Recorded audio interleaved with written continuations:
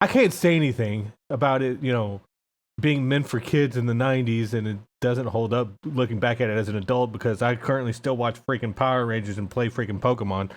So that logic just got shot out the fucking window. Hello, everybody. This is Happy Dude here, part of Happy Dude's Mind Dump, where I have something in common with, oh God, what was the guy that sold his crap to... It'd be helpful if I knew the joke before I started making it. Joe Rogan. Where me and Joe Rogan have something in common outside of our receding hairlines. I'm here with my buddies, Xeraen and Ryker from the Cyber Pulse. How you doing, guys? Doing well, sir. Appreciate you inviting us on. Yes, I appreciate it. Basically, all that this show is where I grab a bunch of friends and just talk bullshit for about 35 to 45 minutes about numerous, topics. A little house cleaning beforehand. I have not set it in stone, but I'm so confident enough to where it's actually going to happen, to where I can talk to you guys about it. But Tim Kitzero, I am booking him for the show, just not sure when. Nice. So, dude, good stuff. Yep, we're starting out with a big bang. So first things first, we started knowing each other for 10 years because of conventions, and now because of this global bastard that's hit us. How are y'all holding up otherwise within the wanting to get out, entertain, rub shoulders with friends and whatnot, and hit back up the convention scene, even though we can't? That's a good question. Right. So for me, it's really funny because I would say even before this year, I mean, this is just outright the case that our, convention going days had kind of waned a bit. And a lot of that was due to a lot of, real life factors where work was just being crazy, not even having time to work on music the way that we wanted to, right? Not even being able to get together even once a week to focus on stuff. And so What is this life thing got called really work? crazy. Yeah, right. Who does that? So it was really strange how this year didn't affect those activities as much. I think what this year did do for us is it kind of helped us it gave us some clarity, I think, on some of the things we were attempting. Like one of the things with the live streaming was that we were focusing on that almost exclusively for the past couple years. And that was good because we learned a whole lot in all of that, and we are learning a whole lot in all of that. But one of the interesting things about how things have changed in 2120 as reflected through 2020 back there, a lot of it is, it makes it clear that streaming's a thing that's here to stay, right? And it's becoming bigger and there's more focus on it, and people who probably would have never even paid a whole lot of attention to it for the rest of their lives are now aware of it, at least. And some people are, regularly consuming live stream content. So I think that it's cool because it proved out a lot of the receptivity that people have to that kind of concept. But it also proved out that it's hard to find good live stream content. This is something that I've found in a lot of different ways, is how do you find a good new streamer? Well, and you guys tell me if you have a different perspective. 9 times out of 10, your friends say, "Oh, I checked out the streamer and they were cool. You should check them out." Or that 10th time is somebody that you watch rated somebody who's cool, and you're like, "Oh, that's cool." Or you're in my shoes and it's hey, you're free, you're not doing anything. Come watch me play games.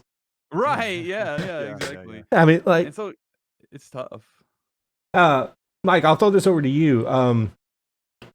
With DMCA notices on Twitch being a thing now, with rumors about, even after the initial wave about DMCA takedown notices, I personally have received a warning. Not receiving an email, but I was listening to Game Chop's live stream live stream on YouTube while I was playing Magic, and not only was there not a warning about a DMCA claim, they just muted my entire VOD. So, and I've also noticed that within the wake of the first set of DMCA's, you two have like gone from a strict music stream to a variety stream. What actually took you guys from one side that is just strictly music to making that change? And do you think that there could have been a way to change it to where y'all could have kept the music format, or was that just doomed from the start to begin with? Yeah, that's a pretty good question. Lots of conversations. And fact of the matter is, like, we want to do so many things, and we were like, well, let's have one stream where we're playing drums, another stream where we're, playing like a band set, another stream, where we're playing games or whatever. And then um yeah, just kind of talking through that, I was like, why don't we just, while we're kind of rethinking the whole thing right now, just kind of combine it all together and see what happens. And it's definitely still something that we're talking through and trying to kind of figure out, what it looks like exactly, and experimenting with things. But yeah, and like, as far as the drum requests go, I think the thing was that, we would essentially have to have some curated request list that people would have to pull from, and we would have to build that and come up with a good way to present that to where it's not just this total cluster of, all right, well, how do I request this, and what do I do with this, all that kind of stuff. So um not to say that that isn't something that we could potentially do at some point, but we just kind of thought that, hey, if we're just going to kind of get started streaming again, we can kind of just combine a bunch of these ideas together and see what works and see what doesn't, and just kind of start fleshing it out from there. So And to kind of take on from that a little bit too, so clearly we kind of pumped the brakes real hard when that first wave yeah, of notices came in, Right. and not because of, well, there's one, it wasn't a matter of fear that we were afraid we were going to be hit. Our concern was, and I'll speak for myself, and Mike Ryker, if you have a different perspective you want to talk about, definitely put it in there. But my perspective was that we stopped that because it was clear that that's not a viable long-term strategy anymore, right? right. And that something was going to have to change. And when change is coming, it's always best to change as soon as you can, once you are confident in what you're going to change to. And since we can't be 100% confident what we're going to change to, it's more like, let's go ahead and start testing these ideas. How do people react to this? How does this feel when we do it? Is this interesting to us to do? Is this seem entertaining of the thing for us to put out there? And that's kind of, I think, what we're trying to, as he was saying, work through and talk through even still, to try to figure out what that is, because to really back up a little bit more, even before the DMCA things, and before this year even, the reason that we really started doing the Cyber Pulse as is in a stream perspective is that it was really just the next evolution of us doing a band together. And it's really clear in our minds, I think, that the future of live music is not in, and this was before 2020, is not in a club, is not in a bar, it's not in a venue, small, medium, large. That's always going to exist for sure. But the way that the music industry is going to go, I think, and when I say industry, I don't mean like major labels, I don't mean huge acts, I mean just generally the industry.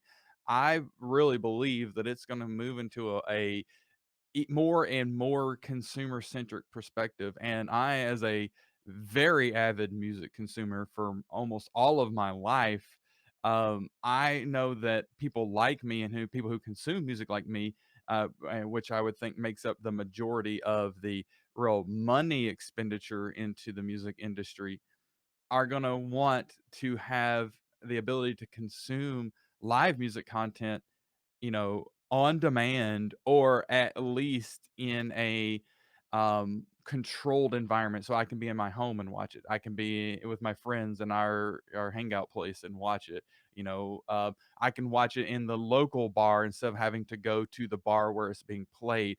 I think that's really the future of what all this stuff is, and I think that the first steps into that, the first forays into that are, I mean, we already see that to a good degree on Twitch. I think what we don't see is the consumption side of that. We see a lot of people streaming that material. We don't see a lot of people consuming that kind of material, I think. And that, I think, is why we pivoted into the drum request stuff, because there was more of an audience for that right now on Twitch. Long Yeah. term, our real goal is to let the channel be where we broadcast our live stuff. And like, even when we go play, eventually, hopefully, this is the plan, to go and play conventions again, maybe even go on tour and all that kind of stuff. If we go on a tour, I want to stream every night of that tour to Twitch, or just put it out there so people can come and watch it. And if they can't come out to Fargo, North Dakota, or wherever the heck we're playing, they can watch it and still be a part of it and interact. And not have to be left out. And some people, even if you live in the city where, this is the most frustrating thing, is that even if you live in the city where band's playing, maybe you can't go because you have to work. Maybe you can't go because you don't have the money. Maybe you can't go because, either other circumstances, you just can't get there. Maybe you just can't physically do it, right? Maybe you have some inability to leave home for some reason. All of those reasons are why I think that this is really that future for the music industry, and I think that it's going to explode the music industry in a way that it hasn't actually been able to, reaching people it hasn't been able to reach to this point. Yeah. And also one of the biggest things is like sites like Twitch. I have noticed that I think it was Insomnia does their like weekly EDM musical concerts and stuff, and they're actually being promoted on the front page alongside like speedrunners and variety gamers as a whole. So that has got to be one of the biggest things ever, is that if you want something to survive, specifically during the year 2020, that like, and you're allowing it on the platform, one of the biggest things is where you're going to have to help it by advertising it. That's no different than, I still cannot believe this is happening. There's a local professional wrestling company running at the Rec Room. $5 entry fee for 20 seats at a bar, but they're streaming it live on Twitch, and it's no different than well, God forbid that they actually put it behind a subscription paywall, which that in itself would royally suck. But you're looking at sites like Fight TV, Twitch, the live streams that are accessible on YouTube. You have no reason not to actually be in the realm of media consumption, because there's so much of it out there. And you guys have happened to hit the nail on the head early enough to where it's like, all right, so we have this already established. Now it's from my side of things, from an outsider looking in, it looks like that there's a whole lot of people trying to catch up to what y'all have been doing for years already. Well, I appreciate that, man. Yeah, we definitely appreciate that. We always feel like everything we do is like, is this gonna work? I don't know, but it seems cool. Let's try it, And so I think that's kind of helped keep us ahead of the curve, at least to some degree. I mean, Yeah, like, and I guess kind of a big obstacle that we have is, I mean, you know this, but a lot of people that watch us probably don't know this, but we are separated by many, many, many, many, many miles. About 650 or so. Yeah, so everything that we do, like even if we're just sitting there playing like in a band-esque setting, we've got to figure out, all right, well, how can we, you know, get caught up to somebody else who, like, these two people are just in the same room playing. Yeah. How can we present that kind of thing? I've been wanting to know that for years, because even back like 2 or 3 years ago when I was working third shifts and catching you guys on my phone, like I've always wanted to know who was the brainchild behind setting everything up for that, and I'm assuming it's Xeraen. Actually, so we talked about it a whole lot, but all of the ideas, I really think almost all of the ideas for doing it came from Ryker. Like I don't know that I generated any of the ideas on how to actually do it. honestly. You figured out how to do it with your hardware. I just presented you Oh yeah. the Well, concept, okay, and then you but took still. care of your end of it. It's probably like, hey, I'm looking for something to do this. You make it happen. Okay. We tried like a lot of different things to try to figure out how to do what we're doing. Like there's a lot of tools that are interesting for trying to jam together with somebody like Mm-hmm. across the interwebs, like where I'm playing a guitar, you're playing a bass, let's be able to play together. And it's tools that will do part of the resynchronization to make it feel like and sound like you're playing together, like this conversation that we're having right now, right? If when we're talking to each other, it feels like we're talking to each other in real time. But if you go and look at the data going back and forth, I'm actually stopping talking way before you hear it. And so it's like really weird to think about. Yeah, exactly. If you don't think about it that way, you don't know that that's what's going on. And so when you try to come up with a solution doing like what we're doing, you have to think about the timing of when all that stuff is and how is it going to get, you know, reassembled, let's just say, all together, and you have to control that reassembly without being able to directly influence that reassembly because like the protocols and whatnot are gonna reassemble it for you. So the way that we do it's very interesting. So Riker, if you want to describe, feel free. If not, I like to talk. So um, I guess the simple version of this is I so let's just say um when Xeraen and I were playing drums together to a track, just using that as the example here. So I am playing with the track on my end. I cannot hear him at all. I have no idea what he's playing. I am streaming my video and my audio to him directly in OBS. So he has what is it, Xeraen? What so I is have it a virtual machine that's running a web server, Nginx, and Nginx presents an RTMP endpoint. So basically, like think about like Twitch is an RTMP endpoint when you stream to it. So it's an endpoint you can stream to. So I have a Linux operating system running in a virtual machine that's running that web server, and he's streaming to that virtual machine like here in Sector X, and then Gotcha. so that's going to that server, and then inside OBS there's a media source. Uh, uh, what is it's not scene source. It's a source that's called media, and then Mhm. inside the type you can put RTMP, and it will actually read from an RTMP server. So basically, he's streaming to that server, and then I'm streaming from that server into OBS directly as a source and composing that in. And so that's for the video, and then the audio actually gets split out in a whole bunch of different ways. One of the most interesting things that he figured out is that um, we're not doing this now, but before we were doing that using Twitch. And so we were streaming to Twitch, and then I was just loading up Twitch inside of OBS. When we were doing that, you could actually stream 5.1 surround audio. And when we did that, then he was sending a lot of different pieces of audio to me. He was sending the main left right backing track in two channels, and then he had another channel where he was, or maybe two channels where he was sending me drums, and then he had a channel where he was sending me a click track, and then a channel where he was sending me vocals, and I was splitting all of that out and doing it where we take out the click so that if you're watching the stream you didn't hear the click. um, but everything else got mixed together and was able to be a decent mix for that kind of a thing. The way we're doing it now is just especially with the just playing drums to like uh music videos, there's not really a whole lot of that kind of mixing you want to do. That 5.1 thing was when we were playing like our own music. Yeah, so that was definitely the most advanced iteration of this thing. So we have that in our back pocket whenever we get back around to needing that same type of situation there. So Yeah, Well, we're pretty convinced that there's not many people in the world doing this kind of a thing because we've looked long and hard and tried to figure out. There's some hardware solutions for doing some similar things, but I don't think anybody's really doing it exactly the way that we've been doing it set up. If so, I want to meet them. I want to talk to them. I want to pick their brains. I want to oh share what yeah. we've learned because there's like I think we've only begun to tap the potential of what we could do with all of this.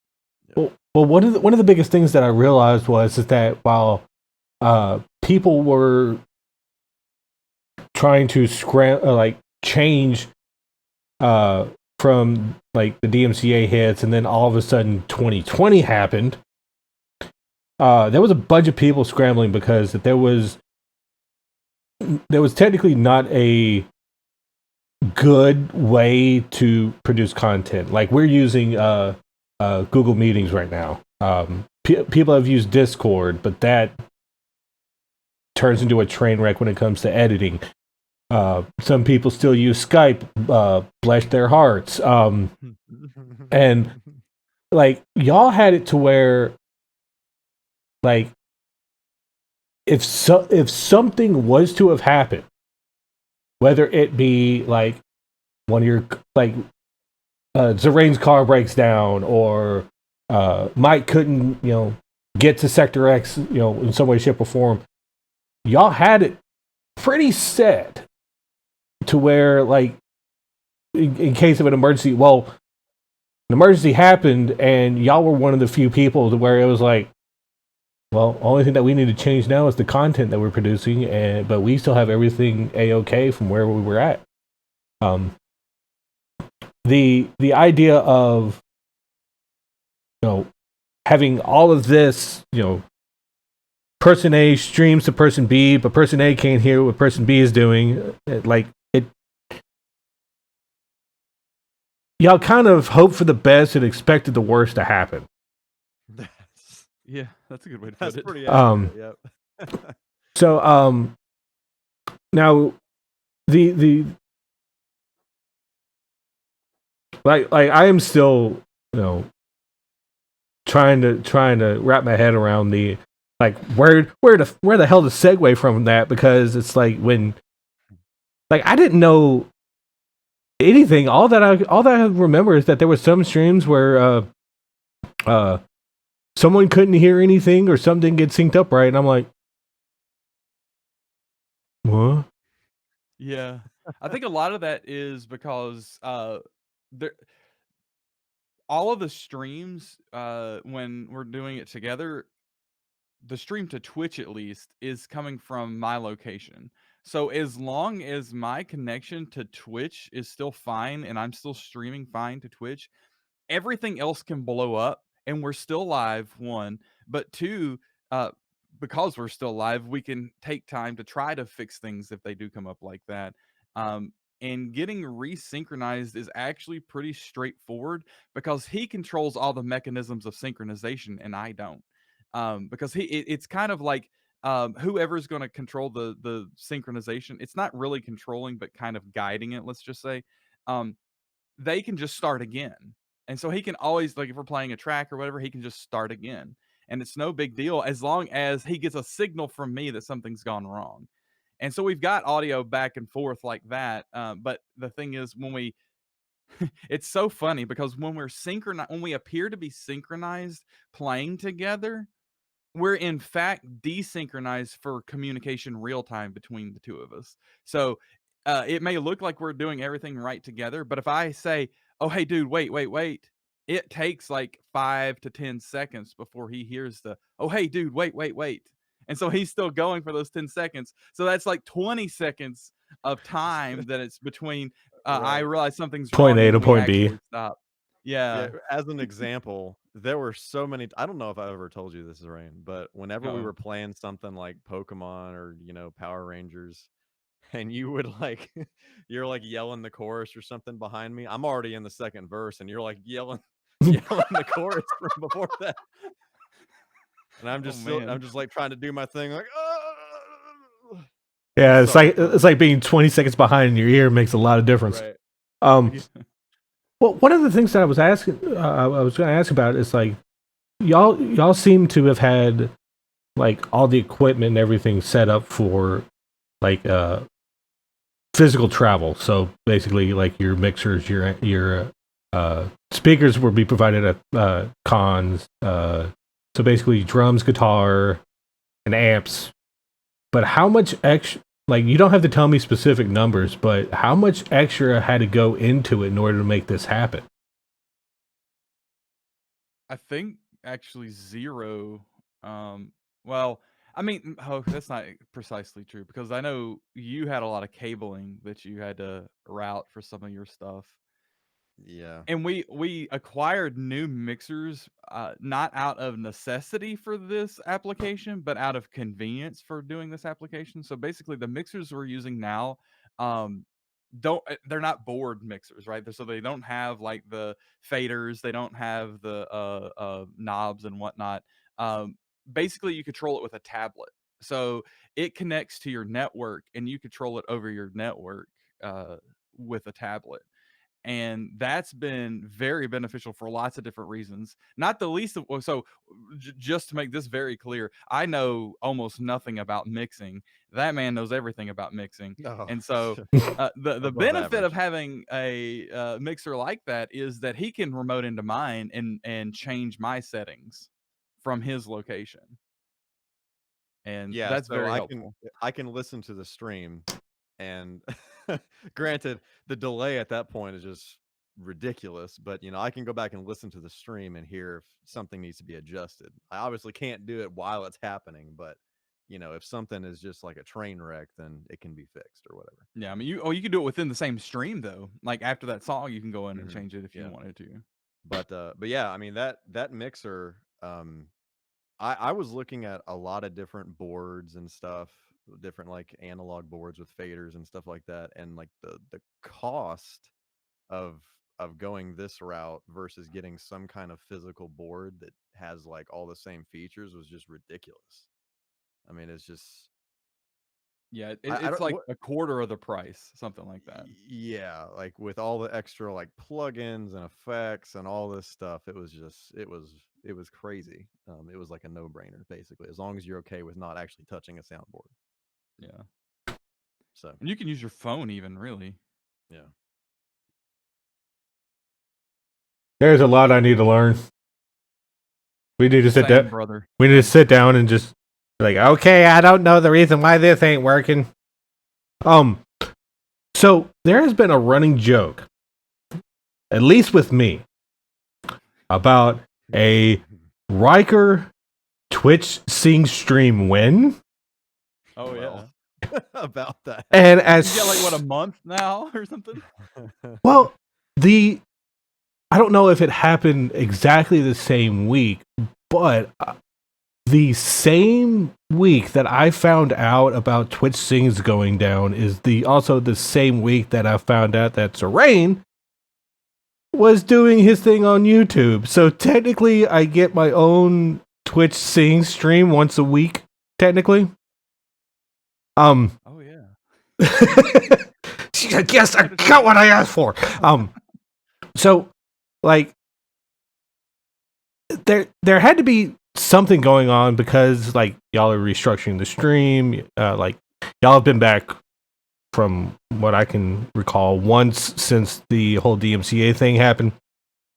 Is this just a like something that you decided to do as a creative outlet, or like has this been in the works for quite some time? It's just that you decided now to pull the trigger. Well, Good question. yeah. I did some cover videos back. I mean, I it was basically when we were doing the convention stuff. It was like 2010, 2011 or Well, I mean, they something like were that. we released them as order of tier videos, didn't we? Yeah, yeah. Um, so did a handful of them. It turned into this thing where I was just like, every single time I did one, I was trying to one up myself, and it would take twice as long to make the video every single time. And eventually, you know, I sank like freaking over 100 hours into one of them or something ridiculous, just ridiculous like that. And I was like, all right, I just can't do this anymore. Peace out. Um, and ever since I stopped doing that, you know, it's kind of been a thing that's been in the back of my mind that I wanted to start doing again. And several people, Xeraen included, kind of kept encouraging me to pick it back up and do it. And you know, it's just honestly something that with that and, you know, Xeraen is very heavily involved in it, as much as he likes to stay behind the scenes in the whole thing. We get to expose him. Right.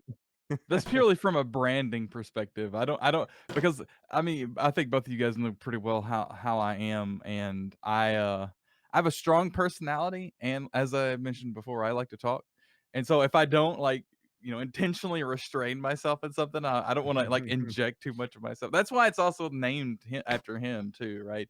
Because we're trying to make sure that it's like it's his thing, but it's our thing. You know what I mean? Right. It's his thing of our things, because like basically everything we do we kind of do together to some degree or another.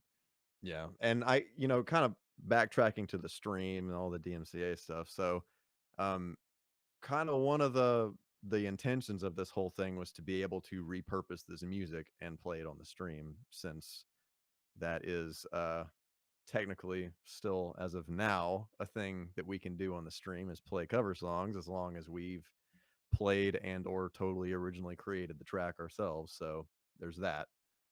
So that was kind of a bit of the intention there, was weaving that back into the stream. To where you have this long enough library, courtesy of your YouTube channel, to be able to do that. Okay. Yes. Yeah. So Twitch streams when? Yeah. Um, Man, I downloaded Twitch things kind of when you first started asking about that. And I was just being a smart ass. No. I was messing with it, and I was like, I need to sit down and figure out how I can make this work. And then every one of the songs are like, pop songs that I would have to. They're like an octave higher than where you need it, like like 2 octaves higher. Obviously, I have a bit of a lower voice, so kind of presents some problems, especially like a lot of the songs we're doing, we have to transpose them down several steps, because it seems like everything I want to do, like all the music I listen to, it's all like, power metal-esque vocals in the stratosphere. And then I'm over here like, what about the bass? So, Dude, that's an original idea we need to do. Power metal with bass vocals. You know what I just thought of that I would pay really good money to actually listen to? What is that? A duet with Ryker and Jonathan Young. Oh. We would pay money to do that. I'll make the track. Let's go. When are we doing it? Yeah. Yeah, and honestly, like he really so kind of going back to like how the whole thing got started to begin with, I kind of stopped doing the cover stuff several years ago. And really I kind of stopped singing for a while. I was just kind of, doing it to mess around, wasn't really doing it at all, honestly. Because everything I listened to was with like, higher vocals and all this stuff, and I just thought there's no way I can ever sound how I want to sound, just because I can't sing that high, and end of discussion. And then a handful of years ago, I discovered Jonathan Young, and his range is pretty similar to mine. And I was like, wow, actually, yeah, I can do that. So I started working on it again, and here we are. Jonathan Young responsible for a resurgence of vocal career. That partially I can confirm that, yes. Well, when I'm able to, I will clip this thing together and make sure he knows about it. I think the Twitch sings thing. I think we didn't have a satisfactory conclusion to the actual question about Twitch sings. Okay, yeah, that's where it was. But like, yeah, like I don't even know how to end that, to be honest. Well, I guess the question is, how much longer is it around? It's only till like, is it the end of the year or the end of New Year? It's like you're going to be able to do drunken karaoke for New Year's Eve, and as soon as the clock strikes midnight Pacific, oh man! So you'll get Auld Lang Syne once. Yeah. It's like, yes, we're out of 2020. Crap, our karaoke machine broke. Like the I don't even know what all songs are on it. Is it I a don't big I don't library remember or? either. no, It I had wasn't. access to a huge giant spreadsheet of songs that they were putting on there, but they did have like AC/DC, Aerosmith, Eminem, uh, Yeah, what you fracking, Rap God, dude? I fracking. request Rap God. No, I'm not sure, but it's like all that I remember is that the last time I actually cared about them is when they upload the Dixie Chicks. Oh, so they're doing country and like all kinds of genres then. Yeah, Good. they actually did uh Dr. Jekyll and Mr. Hyde from Five Finger Death Punch. Oh, nice. They did like putting Metallica in anything related to video games is going to be slim to none for a while. Oh yeah. They had uh AC/DC's Big Balls, which was very comical when you're drunk. Bismarck Keys, only just a friend. She's got a friend. God, there was a couple more on there that I made a mistake. Oh, by the way, the like anyone that has actually like hit affiliate and hit partner off of Twitch things, I feel for them now. Oh yeah. Mm. Yeah. Because it's like they're gonna give you access to all this stuff, and the next thing you know, they're just gonna take that same music and put it behind a shitty UI to give us access to license free music to stream. So here's my perspective on that. Yeah, it's definitely very unfortunate, and there's gonna be quote unquote casualties due to that. But I think that particularly if you're talking about somebody who's hit partner, um, that's probably going to be somebody whose personality has some staying power even beyond whatever they're doing. And so if they're a pretty good singer or at least a comical singer, they can probably parlay that into something with original stuff or work out some licensing deals directly with some artists. They probably could do that. But it's going to make it a lot harder, right? Clearly there's going to be a lot more work involved to do that. But I think that um it is unfortunate. It's like, especially like if that was your whole stream, it's like, man, that's a pretty big bummer. Yeah. Well, we are coming up on the 45 minutes ish. So this is normally the time where we wrap things up with some plugs. If y'all just want to go ahead and shill your wares. Sure, lots of things to talk about. So certainly we are the Cyber Pulse, and you can get to the Cyber Pulse in like about 3 billion different ways. So the one that I will talk about right now is just Pulse.to. If you go just to Pulse.to, that will take you straight to our stream. And then you can go to Pulse.to/whatever platform you can think of, and we might be there. So you do Pulse.to/Twitter, that'll take you to our Twitter/YouTube. We'll go to YouTube/Twitch, will also take you to the Twitch stream /TikTok/ I don't know what all else. There's others. Those are the ones that I think about. Instagram, that's one of them. And beyond that, Mike has his links, and I'll let him share those. But also, upcoming soon, we're going to be revamping the Sound Sorcery website, which we didn't talk much about Sound Sorcery, but that's kind of I we've forgot called all it our about label. that. Yeah, we've called it our label, and that's kind of the way that it functions. But we're just going to start using it kind of as a centralized point for all the different various things that we do. So we have a website right now that is woefully out of date, soundsorcery.org. So if you want to check that out, we're probably going to be changing that here within the next couple months to something that's relevant and interesting, and not just like a catalog of some of the things that we released in the distant past. Right. We're kind of thinking like a hub for Yeah. everything that we do. So But Mike, if you want to announce all your stuff, that'd be cool. yeah, so all my stuff is michaelk.net will take you to the Michael K YouTube channel with all the vocal covers and well I say vocal covers, but you know, Those things are full blown our covers. performances. Yes, our covers. And yeah, so same story there. MichaelK.net and Xeraen, correct me if I'm wrong, if I'm just speaking, if I'm hallucinating.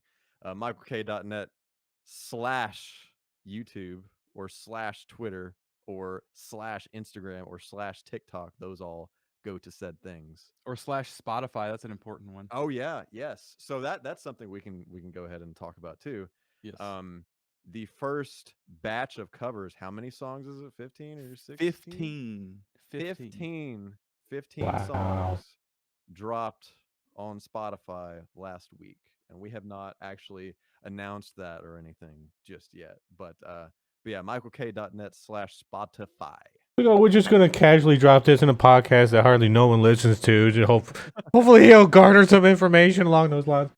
Bro, you need to pump that up, dude. Exclusive Cyber Pulse. Oh yeah, exclusive news coming from the guys at Cyber Pulse.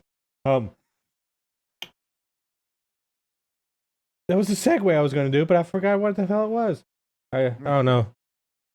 Receding hairlines and old age. Yeah, it gets to me. All right, guys. Thanks for spending the last 45 minutes of us just sitting here bullshitting and just hanging up and catching up, because it's been very rarely that, we've actually been able to sit down and chat with each other. God. No doubt. Since someone teabagged me in the middle of nowhere, Arkansas. See, that wasn't my intention. Uh-huh. I swear Sure. to this day, that was not my intention. Uh-huh. Well, maybe I'll just say that's what you get for sitting. I didn't even get a... It's a rock show. You're supposed to be up around being pumped up. Bad knees, bad back, 2 hours of sleep, and you're telling me to stand up. That's fair. Well, the sleep I won't give you, because I can't tell you. Dude. Okay. Anyway, that was what, 12 years ago? Yeah, it's been a while. It feels like it's been forever. All right, guys. So thanks a lot for coming. Thanks a lot for everyone that's listening. And just remember, the next time you show up to the Happy Dude Mind Up podcast, just remember, shirts are mandatory, pants are merely optional. Thanks, everyone.